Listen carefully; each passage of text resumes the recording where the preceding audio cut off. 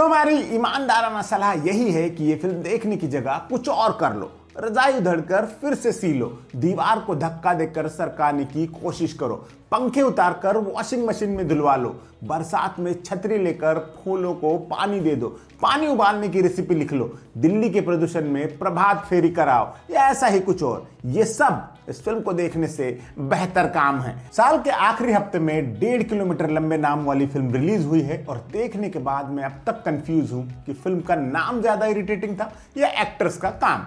कार्तिक आर्यन और अनन्या पांडे की नई फिल्म तू मेरी मैं तेरा तू मेरी इतनी निराश करने वाली फिल्म है कि इसका रिव्यू करना भर बहुत बड़ा टास्क लग रहा है। मेरे ख्याल से ये 2-3 वाक्य सुनकर ही आपको अंदाजा लग गया होगा कि ये कैसी फिल्म है और आप चाहें तो यहीं से वापस लौट सकते हैं। बाकी अगर आपकी जिद ही है कि आपको पूरा का पूरा रायता ही समेटना है तो चलिए आगे बढ़ते हैं और जानते हैं कि ये फिल्म कितनी बुरी है।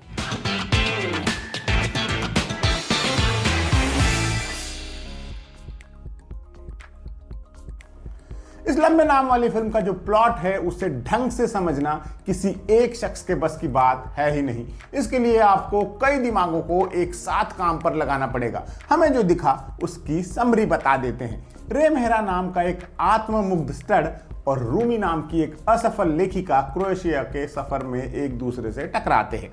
रे अमेरिकन इंडियन है और रूमी आगरा की देसी गर्ल। दोनों क्रोएशिया में कई फिल्मों की जिंदगी जीते हैं। थोड़ा तमाशा, थोड़ी डिटेल जे, थोड़ा सा कॉकटेल टाइप सिनारियो होता है और आप इन तमाम हिट फिल्मों की सस्ती पैरोडी देखकर कलपते रहते हैं। फिर रे और रूमी का कैजुअल हुकअप प्यार में बदल जाता है और एक बड़ी अड़चन से जूझने के लिए सब लोग इंडिया आ जाते हैं।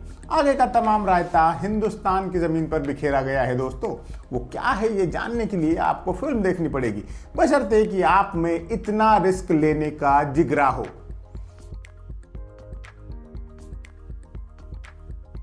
ये फिल्म आपके पेशेंस को लगातार चेक करती रहती है, इतना ज्यादा कि आप खुद को बार बार ये सवाल पूछते हैं कि ये फिल्म बनी ही क्यों, क्यों किसी ने इसे लिखा, क्यों किसी ने इसमें काम किया, क्यों किसी ने इसमें पैसा इन्वेस्ट किया। ऐसा लगता है कि इसकी स्क्रिप्ट लिखने से पहले तर्क को तलाक दिया गया होगा, फिर कलम उठाई गई होगी। फिल्म मेकिंग एक सीरियस बिजनेस है, इसमें कई लोगों की अथाह मेहनत लगी हुई होती है। इसीलिए किसी फिल्म को क्रूरता से नकार देना मुझे जनरली पसंद नहीं आता, लेकिन फिर ऐसी फिल्में आती हैं और आपका कंट्रोल छूटने लगता है। इतने संसाधन जाया होते देखना दुख तो देता ही है। धर्मा प्रोडक्शन जैसा बड़ा बैनर भी जब स्क्रिप्ट के नाम पर गार्बेज से काम चलाने लगे तो खराब लगता है। कार्तिक आर्यन और अनन्या पांडे में पूरी फिल्म में कंपटीशन चलता रहता है कि दोनों में कौन ज्यादा इरिटेटिंग बनकर दिखा सकता है। एक जगह रूमी रे से कहती भी है कि तुम स्टीरियोटिपिकल एनोइंग हो। आप रूमी से 100% सहमत हो जाते हैं। कार्तिक अक्षय कुमार की कॉपी इतनी भद्दी तरीके से करते हैं कि ये अब बहुत खलने लगा है।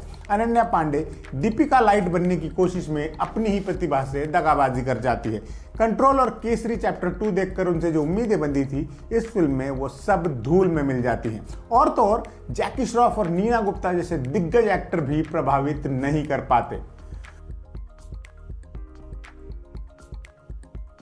फिल्म राइटिंग लेवल पर ही इतनी सतही है कि कलाकार भी बेचारे क्या ही कर लेते।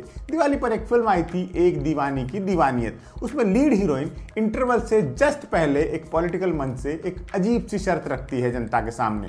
मुझे लगा था कि उससे ज्यादा अजीब इंटरवल ब्लॉक मुझे लंबे समय तक नहीं देखने मिलने वाला, लेकिन फिर ये फिल्म आई और इसने कहा होल्ड माई बियर। कौन लिखता है यार ये सब। फिल्म में कई सीन, कई डायलॉग्स ऐसे हैं जिनका कोई सेंस बनता ही नहीं। एक मिडिल एज्ड महिला का किरदार है इसमें।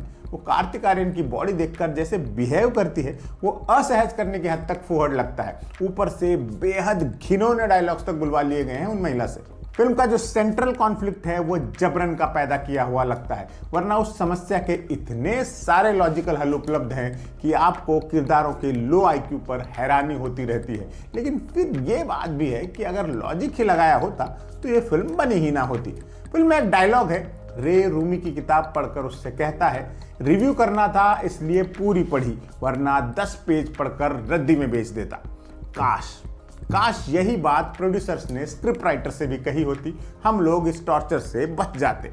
म्यूजिक के नाम पर भी कुछ खास नाम लेवा नहीं है। मशहूर गाने सात समंदर पार को एक दो जगह इस्तेमाल किया गया है, वो थोड़ा बहुत ठीक लगे तो ठीक, वरना बाकी सब बर्बाद ही है।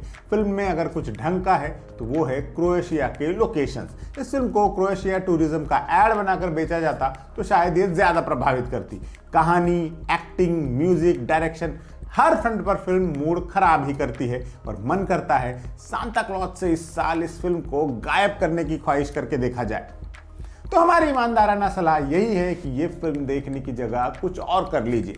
रजाई उधेड़कर फिर से सी लो, दीवार को धक्का देकर सरकाने की कोशिश करो, पंखे उतारकर वॉशिंग मशीन में धुलवा लो, बरसात में छतरी लेकर फूलों को पानी दे दो, पानी उबालने की रेसिपी लिख लो, दिल्ली के प्रदूषण में प्रभात फेरी कराओ या ऐसा ही कुछ और। ये सब इस फिल्म को देखने से बेहतर काम है। नमस्ते।